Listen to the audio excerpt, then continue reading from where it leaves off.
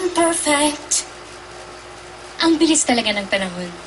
Biruin mo, naka-isang taon na naman ako. Birthday ko na naman.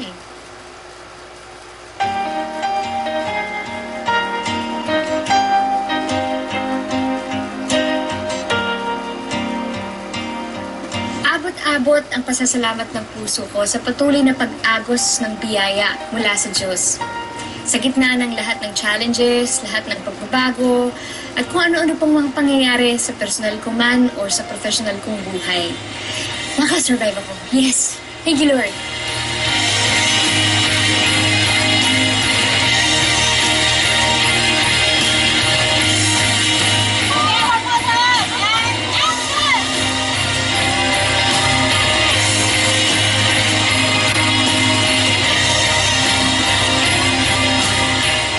At nagpapasalamat din po ako sa aking mga magulang, sa aking pamilya, sa kanilang unconditional love para sa akin. At syempre po, to my dear family, tumatayo pong pangalawang ama ko, si Boss Vic Del Rosario. Sa lahat po ng naniniwala sa talento ko, sa Popster, sa lahat po ng sumusuporta, pang 12 years ko na po sa business na ito, hindi ko po yun mararating na lahat kung hindi po dahil sa inyo. Kaya maraming salamat po.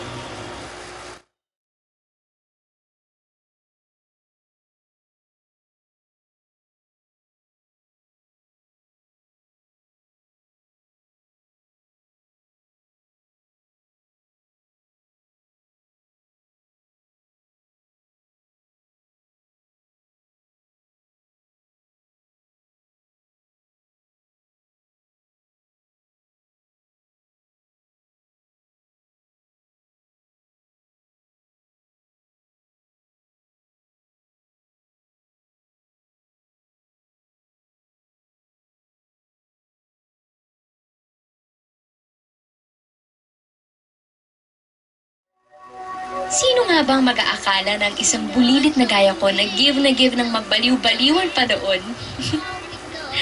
Maliit pa lang po ako, mahilig na talaga ako mag-emote. Sa harap man niya ng salamin o sa entablado. Ang hindi ko ina-expect ay yung mabigyan ako ng isang once-in-a-lifetime chance na maging bahagi ng industriyang pinapangarap ko lamang noon.